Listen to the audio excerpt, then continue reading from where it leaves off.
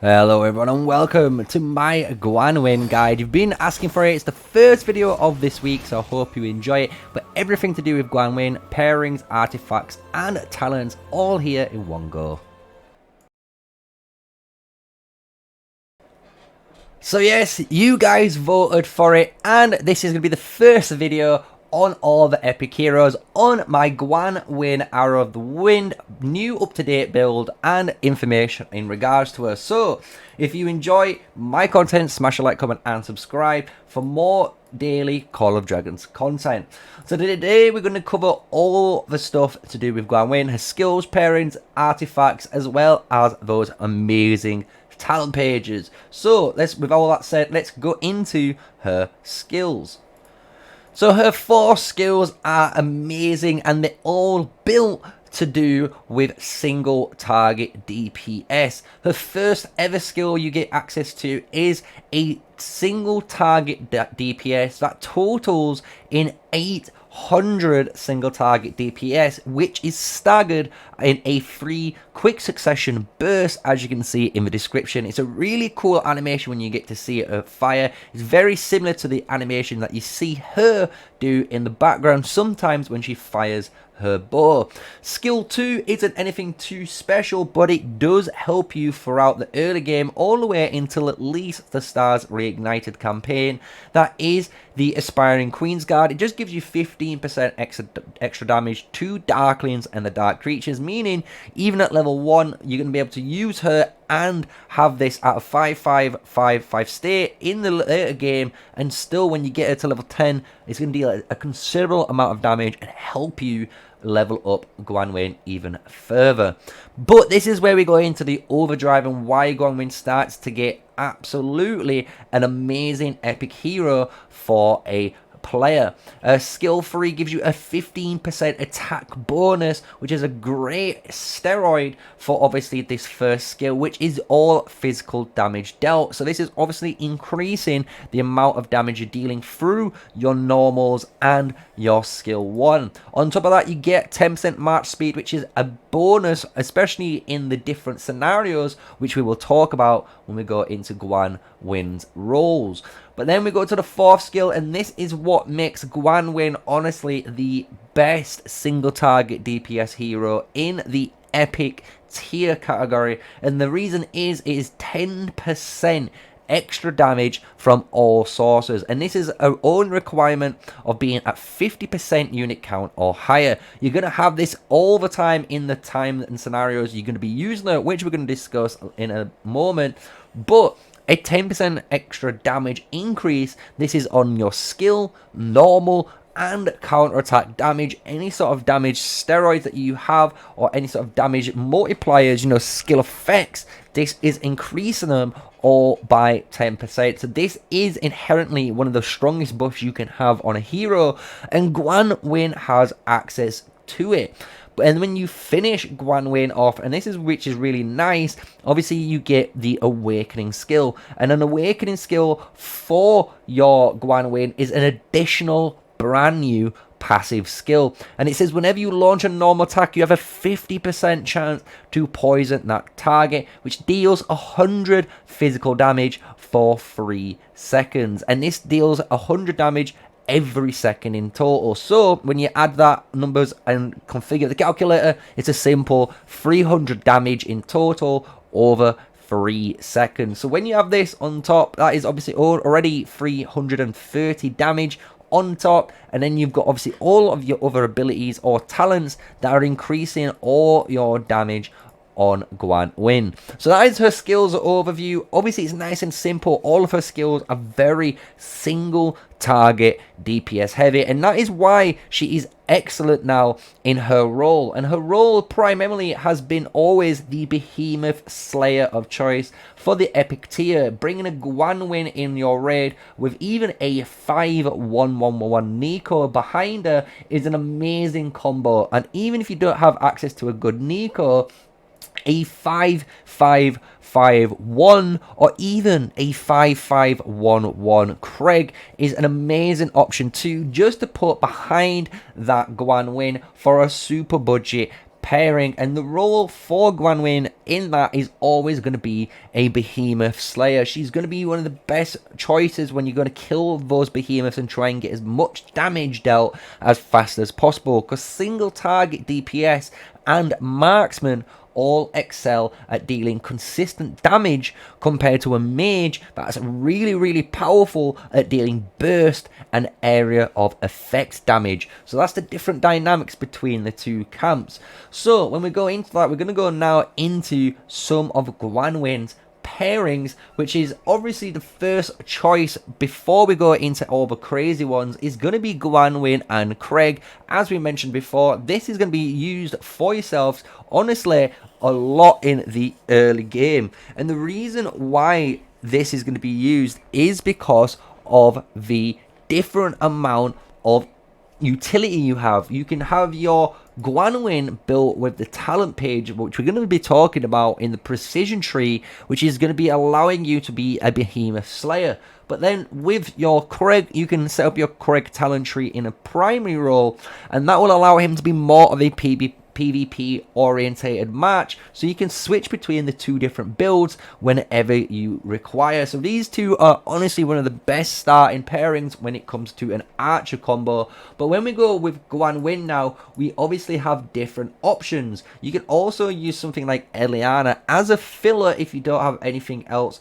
which is a really strong combo. This just makes your match super tanky, so it's nothing really to be scared of when it comes into DPS. But if you're looking for just something to fill that gap, this is obviously a reasonable choice.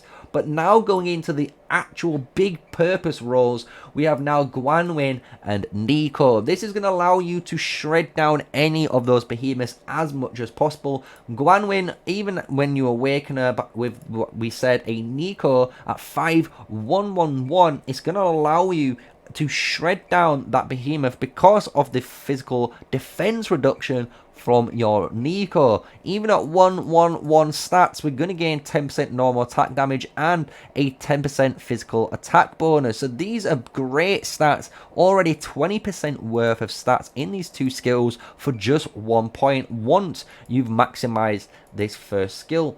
Another choice with Gwanwyn is always going to be your Kanara, and the reason why this is going to be more of a PvP match, again, you can put Kanara in behind, and by doing this, it's going to allow this match to still be a single target DPS menace, but it will allow you to do some ridiculous utility skills with the 15 target damage dealt reduction, which is a massive reduction for 5 seconds on whoever you are fighting. Obviously, we gain that 10% normal attack damage bonus too, which is amazing, a 10% attack bonus too, which is also amazing like Neeko, but because of the Kanara's capabilities, we also gain a 10% physical counter-attack damage dealt bonus with that march speed reduction to the enemy unit when we are fighting in that open field space, which is an amazing field to put everything together. If you can imagine, your single target DPS now from Gwanwyn has the utility now backed behind Kanara, which is all based for PvP. So this is a really good combination for Gwanwyn if you're looking for Kanara too, and if it's a viable pick. And even at 5111, like you can see mine is, this is still a great option. Another one which we did mention earlier with PvP in mind is Craig, only when you have him awakened. If you have an awakened Craig with your Gwanwyn, this is going to be an insane damage steroid because of your abuse of the 10% extra damage on the awakening skill of Craig. When you awaken Craig, he is doing almost, I believe, 1600 or more skill damage in the field because of how much bleed and AoE he has when you awaken him only. So just remember that when you do get him 5555, this is a really powerful combo that you could be running with Gwanwyn as well in Season 1. If you're looking for stuff in the future, we can quickly touch on Freyja. Freyja is going to be available for everyone through the lucky spin, so we can always advise you to get her. And even at 5111 stage with your Gwanwyn, this is going to be a direct upgrade from your Neeko. So it's going to allow your Gwanwyn Freygar to be your behemoth slaying choice, and it frees up Neeko now to being a different marksman and a different role that is up to you in the future. Obviously we have Syndreon, but Syndreon is going to be not as accessible, but if you do have access to him, a Syndreon at 5115 with a Gwanwyn will absolutely be a menace to society if you are looking for a behemoth slaying build. He does so much normal attack damage, and the fact that she's going to be able to ramp that is a really cool ability to have. But obviously there's going to be better options if you have the capability to unlock Syndreon, which we will talk about in his own video. So that's all the pairings and everything to do with her skills covered. We're going to finish off with obviously your artifacts. The artifacts is nice and quick and brief for archers because we don't really have too much craziness to go on because of the lower rarities we do not use. But if you are a free-to-play player, if you've got a level 5 bomb flinger, I would always advise using this only in behemoth raids and in your dark trials or your dragon trials, shall we say, because that's going to allow you to push the content through really easily because it does an absurd amount of single target damage. Also, you could bring Viola's Bow if you get access to this later on. This is a really good, powerful PvP artifact. It gives you a ability to, as you can see, reduce the cast artifacts of enemy skills by 10 seconds. So they cannot cast that now, and it delays them. So maybe if it's an infantry march trying to proc, for example, their shield, you now delay that shield by 10 seconds, meaning you could have killed them in that time. So really, really powerful effect. But the king of kings, as we all know, is Shadowblade. Shadowblade does an absurd amount of damage in the raids and in the open field because you're hitting 5 targets with over 3,000 skill damage, and obviously you get an enormous amount of marksman unit attack. So in all realities, this is the jack of all trades artifact that all marksmen strive for. We also get access now to Rattle Spear. And Rattle Spear with Gwanwyn, honestly, is going to be a really powerful choice because of the way this artifact works. The fact that you can still target a single march, so for example, the Behemoth, you're going to do a single target DPS of almost 3,600 damage, and you've got a passive where you defense break someone, you're going to be able to ignore 10% of their enemy's defense, meaning when you do that Gwanwyn and Neeko combo, with Rattle Spear, this is an amazing combination of 3 that will work perfectly in the open field and in the Behemoth Slaying category. So that's all the artifacts, skills, and pairings covered now. So let's go into the nitty-gritty and the main aspect of Gwanwyn, which is her talent trees.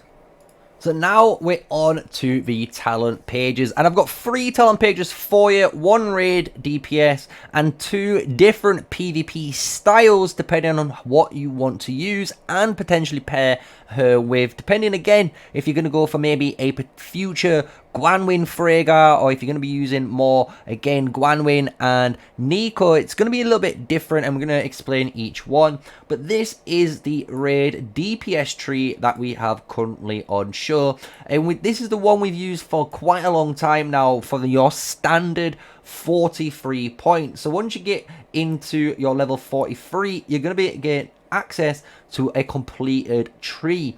And the way we run this tree is pretty simple. We're going to try and maximize in a raid the ability of obviously not taking damage. So if you're a really good raider, and you should be a good raider, you should be able to dodge all the mechanics of a behemoth, and by dodging all the mechanics of the behemoth, anything to do with your counter-attack damage or reduced damage dealt is obviously a wasted talent. So here we are trying to go for the most damage output as much as possible.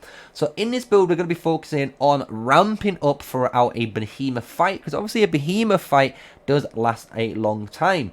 So what we do is go straight down the middle, and by going straight down the middle, we're gaining a bunch of physical attack for our march, as well as increasing the normal attack damage, which mage archers obviously excel at. And with this, we're going all in with the normal attack increase. This is going to give us a 10% chance of increasing our normal attack damage already by 8%. So when these do launch, this could obviously launch at any time, and depending if it goes in that nice time window with a Nico, this physical reduction on top of the now big steroid of hitting that onslaught trigger, you will start hitting bigger and bigger DPS numbers in that small window. So now we go into the next tree, and this is where we do honestly spend the last remainder of our points too. So we finish the build off by hitting 5 points into cool under pressure, because we always are going to be above 50% unit count, and because we're going to be above that, we have 10% more normal attack damage. So we're going into almost 18% normal attack damage here, plus another 4, so we're going into 22% already just from these talents. And now we go into your payoff, which is Intrepid and Unstoppable, which is the normal attack crit damage by 15% and the chance of critting by 5%. So the fact that you're getting now normal attack crit chance, similar to almost a League of Legends character, if you can imagine playing like Ashe or even Jinx in that sort of game, if you get any sort of crit, it does amplify incredibly the amount of damage output you put consistently when you do that. So we're going into that role, and as we said, because we're in a behemoth raid, we finish with Mark of War. And the reason why this will give you 3% extra attack every 10 seconds, and we know by 1 minute this is going to be already stacked up. So within the first minute of that raid, you're going to have now 3% damage from that 1 minute timer all the way up to the 6 minutes 30 or 7 minute 30 timer, depending on what different, elite raid you might be fighting at the time. You're gonna get access to all this damage throughout the fight. So when you do get to stage, you obviously have another 17 points, and with 17 points you can go a different variety of routes, and I will explain the main route I go first and then the alternate route after. So the main route I go first is to put 5 points into High Spirits and 5 points into Force of Will. By doing this, we now gain the rage generation we were kind of lacking before by going not into any other tree, and we now gain even more normal attack damage during this stage. From this, we go down and get Irrepressible. This will give us a nice amount of enemy defense mitigation, which does obviously go with our Arrow of Precision. This also ignores 1%, so in total we will ignore, I believe, 3% of their defense, meaning we hit harder because we just ignore a number with our armor penetration. From here, I will put my last remaining points all into suppression, and that will fulfill my build on the raid with your last 17 points. You can choose how you want to finish it off, but I would always recommend doing this first, and then you can choose to put your last 5 here and then the rest here. It's up to you. I would go with how I have said. So that is the raid DPS build from my behalf, but there is a alternative route, and the alternative route is pretty simple. So once you've got to this stage and you want to continue being a raid DPS build, you can try the marksman tree.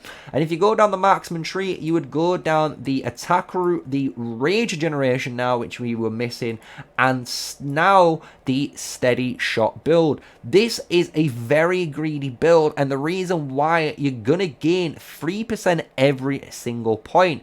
So in total, you're going to get 15% extra attack by reducing your marksman range by 3. What this means is, as a player, you're going to be doing an absurd amount of more damage compared to my normal build. However, the difference is steady shot puts you in a very, very close proximity, which will make it harder for you to dodge certain mechanics. So just make sure, if you are comfortable enough to dodge mechanics, you could go this build. And once you finish this, I would then go into Shower of Blows, and with your last point, you would just put it into either Marksman HP or even the Egoism. I wouldn't waste it. If anything, you could even put it in back into just to give you 1 point of extra normal attack damage, and that would be the end of the alternate raid DPS build. So it's up to you which way you go in that direction. You might want to rewind and rewatch this section in particular if you're looking for DPS advice in a behemoth raid,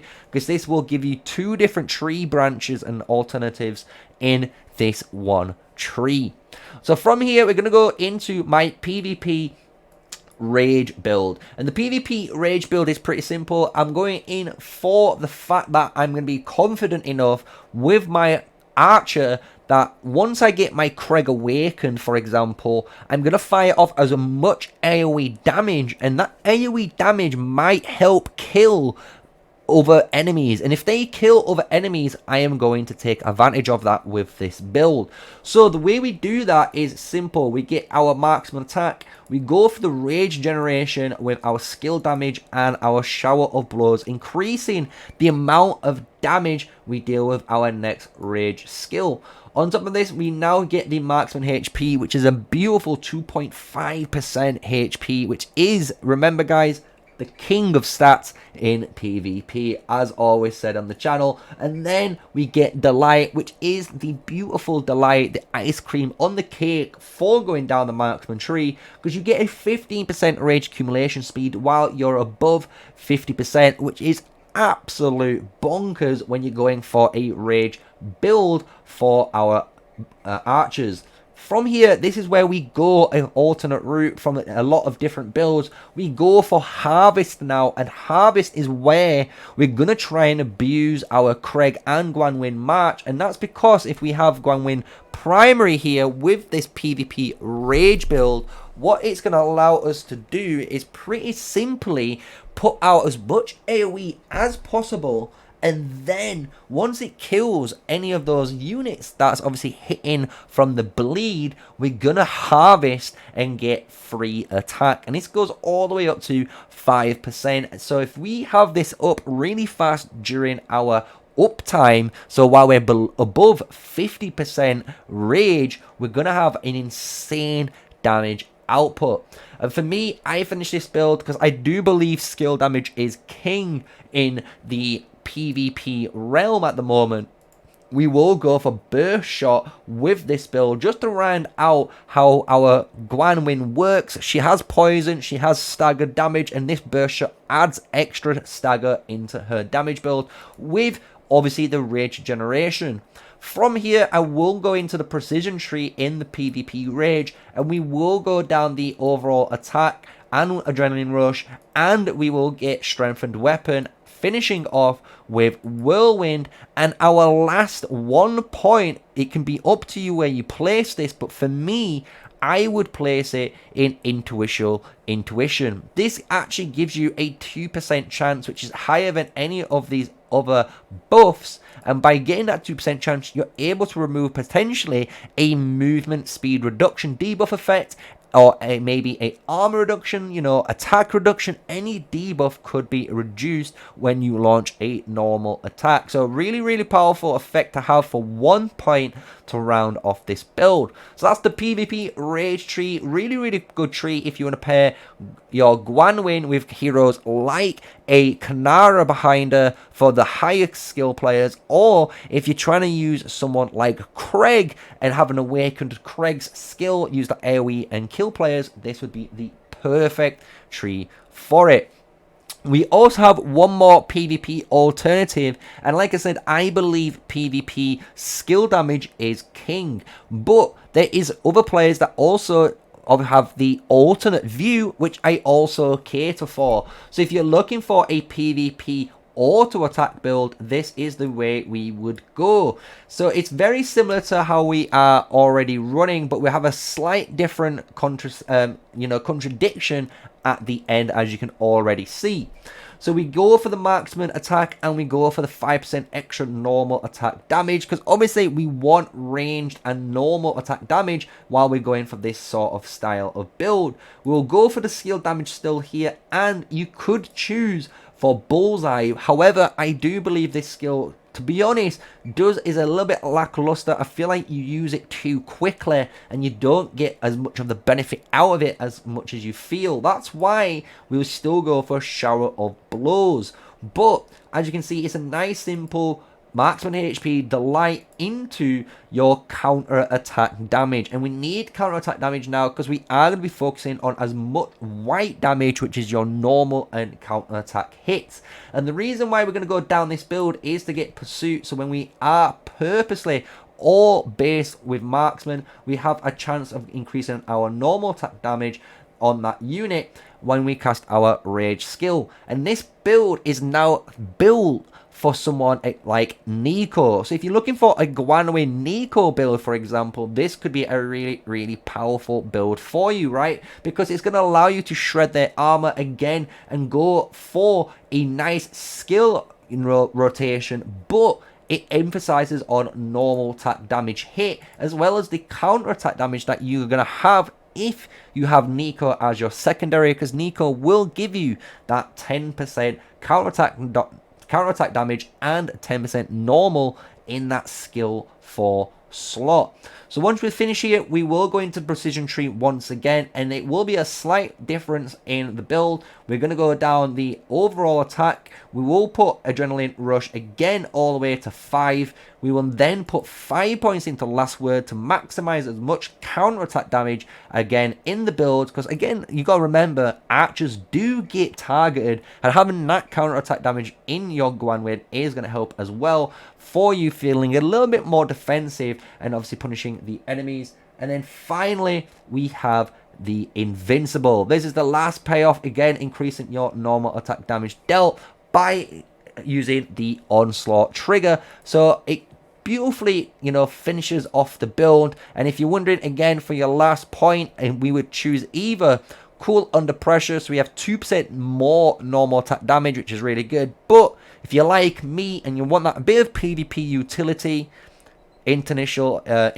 intuition, again 2% chance to remove a debuff effect. These two are really powerful effects, so you can choose either or to finish off with your very last talent point.